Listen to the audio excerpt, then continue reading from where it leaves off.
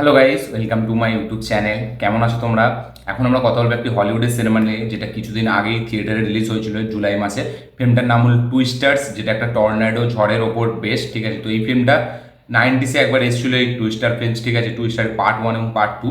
তারপরে এটাকে নতুন করে আবার বানানো হয়েছে, একটা রিমেড বলা যায়। ঠিক আছে, টুইস্টার্স। তো এই ফিল্মটা দেখলাম, কিরকম লাগলো এই ফিল্মটা সেটা নিয়েই কথা বলবো। চলো ভিডিওটা শুরু করা যাক। তো কেমন হলো টুইস্টার্স? তো টুইস্টার্সের যখন ট্রেলার বেরিয়েছিল, আমার হিন্দি চ্যানেলে সেটা রিভিউ আছে। তো আমার ট্রেলারটা কিন্তু খুব ভালো লেগেছিল, খুব প্রমিসিং মনে হয়েছিল।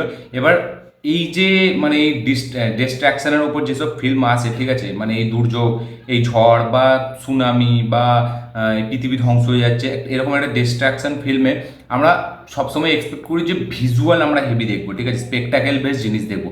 এবং তার স্ট্রংলি উদাহরণ হচ্ছে 2012, যেটা একটা ডিস্ট্রাকশন ফিল্মের মধ্যে সব থেকে হেভি একটা ফিল্ম, যাতে আমরা আলাদা লেভেলের ভিজুয়াল দেখেছিলাম। 2012 সিনেমাটি যখন বেরোয় তখন বিশাল ফেমাস হয়েছিল, কারণ ওই ফিল্মটা থেকে সবাই ভেবেছিল যে 2012-তে পৃথিবী ধ্বংস হয়ে যাবে। এটা তখন আমরাও অনেক ছোট ছিলাম, আমারই নিজের বয়স 12 বছর ছিল আমার নিজের বয়স। তো তখন আমার 9 বছর ছিল, ফিল্মটা অনেক আগে বেরিয়েছিল। তো সবাই ভেবেছিল যে 2012-তে পৃথিবী ধ্বংস হয়ে যাবে। তো সেটা নিয়ে একটা ভালো সোশ্যাল মিডিয়ায় অনেক ছড়াছড়ি হয়েছিল। ঠিক আছে, প্রচুর লোকে কথাবার্তা বলতো।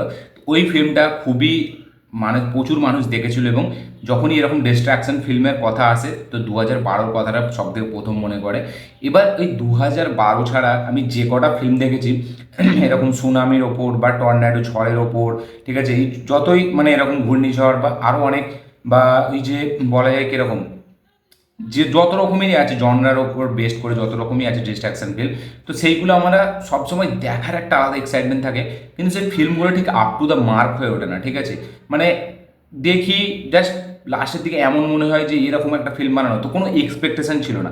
তো এই ফিল্মটা থেকে কিন্তু আমার এক্সপেকটেশন ছিল টুইস্টার্সের থেকে, কারণ এই ফিল্মটা আমি যখন ট্রেলারটা দেখেছিলাম আমার বেশ ভালো লেগেছিল।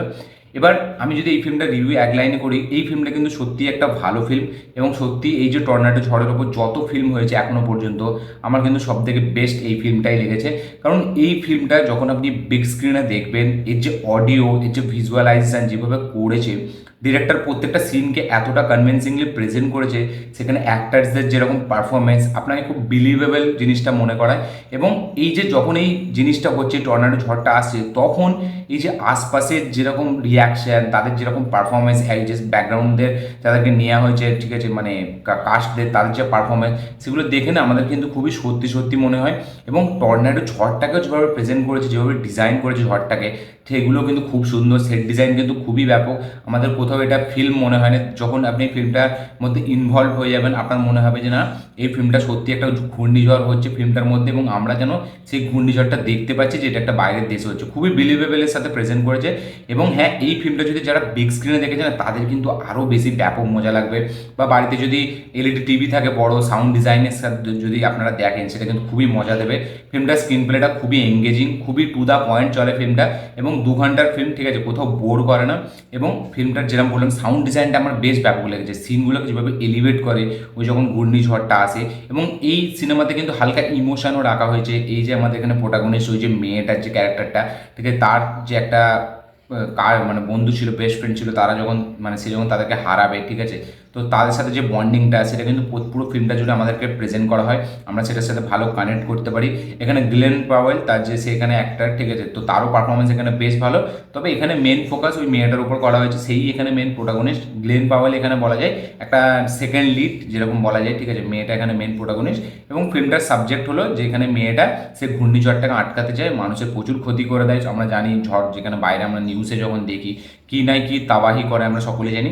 তো সে এই ঘূর্ণিঝড়টার ভেতরে এমন একটা জিনিস সৃষ্টি করার চেষ্টা করছে, যেটাকে এই ঘূর্ণিঝড়টাকে মিনিটে গায়েব করে দেয়, এবং এই ঘূর্ণিঝড়টা কিছু মানুষের ক্ষতি করতে পারবে না। তো বলা যায় এখানে এক টাইপের আমরা গডজিলা ফিল্ম দেখি, আমরা কিংকং ফিল্ম দেখি, আমরা জুরাসিক পার্ক ফিল্ম দেখি। এখানে যে মনস্টারটা, সেটাই হচ্ছে ঘূর্ণিঝড়টা এই ফিল্মে। আমরা ওখানে প্রচুর ক্রিয়েচার্স দেখি, কিন্তু এখানে হচ্ছে মেন মনস্টারটা হচ্ছে ঘূর্ণিঝড়টা, এবং তাকে আটকানোর জন্য মেয়েটা পুরো জান প্রাণ দিয়ে চেষ্টা করবে। তো ফিল্মটা যেভাবে ডিজাইন করেছে ডিরেক্টর, আমার বেশ ভালো লেগেছে। খুবই দারুণ একটা এঙ্গেজিং স্ক্রিন প্লের সাথে ব্যাপক একটা সাউন্ড ডিজাইনিং, ব্যাপক একটা ভিজুয়ালাইজেশন, স্পেকটাকেল জিনিস আছে হেভি দেখার মতো, এবং খুবই ইন্টারেস্টিং লাগে ফিল্মটা দেখতে। এবং এই যে যতগুলো ঝড়ের মধ্যে ফিল্ম এসছে, ঠিক আছে, আর একটা কি ফিল্ম আছে যেটা পুরো লাস্টের দিকে একটা সুনামি এসে পুরো শহরটাকে নিয়ে নেবো, ওই ফিল্মটা আমার বেশ ভালো লাগে।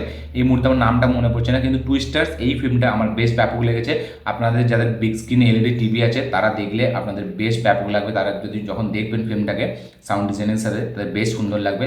তো এই ফিল্মটা আমি বলবো আপনাদেরকে দেখতে, খুবই একটা ভালো ফিল্ম, খুবই একটা সুন্দর ফিল্ম এবং খুবই স্যাটিসফাই হবে ফিল্মটা দেখার পর। এখানে পারফরমেন্সের কথা যদি বলি, এখানে যে আমাদের হিরোইন, ঠিক আছে, মানে মেন যে আমাদের প্রোটাগনিস্ট এখানে হিরো, সে তার পারফরমেন্স বেশ ভালো, ঠিক আছে, তাকে খুবই সুন্দর করে প্রেজেন্ট করেছে ডিরেক্টর। এবং গ্লেন পাওয়েল যেখানে আমাদের একটা সেকেন্ড লিড, তারও মোটামুটি পারফরমেন্স ঠিক আছে। সে একটু ক্রেজি, ঠিক আছে, একটা ইউটিউবার, ঠিক আছে, তো তার পারফরমেন্স সেই হিসাবে ঠিক আছে। বাকি যাদের সাইড ক্যারেক্টার নিয়েছে তাদের ঠিকঠাক যেরকম তাদের রোল দেওয়া হচ্ছে বেশ ঠিক আছে। তো টুইস্টার একটা আমার জন্য বেশ ভালো স্যাটিসফাইং ফিল্ম মনে হয়েছে। আপনারা যারা এই ফিল্মটা অলরেডি দেখে নিয়েছেন থিয়েটারে তারা অবশ্যই কমেন্ট করবেন যে আপনাদের কীরকম লেগেছে। যারা এখনও দেখেননি তারা দেখে নেবেন, ঠিক আছে। তারা কোথাতে দেখতে হবে এটা বলছি না এখনও, এটা কিন্তু মানে ওটিটি প্ল্যাটফর্মে আসেনি, ঠিক আছে, আমার তো জানা এখনও পর্যন্ত ওটিটি প্ল্যাটফর্মে আসেনি। আপনারা যেভাবে দেখেছেন মানে দেখেন ফিল্ম, আমিও সেইভাবেই দেখেছি। তো আপনারা দেখুন, দেখে অবশ্যই কমেন্ট করুন যে আপনাদের কীরকম লেগেছে। আমার এই ভিডিওটি ভালো লেগে থাকলে লাইক শেয়ার কমেন্ট করে দিন। চ্যানেলটিতে নতুন হলে চ্যানেলটিকে সাবস্ক্রাইব করুন, বেল আইকনটি প্রেস করতে ভুলবেন না। দেখা হচ্ছে পরের ভিডিওতে, ততক্ষণের জন্য বাই।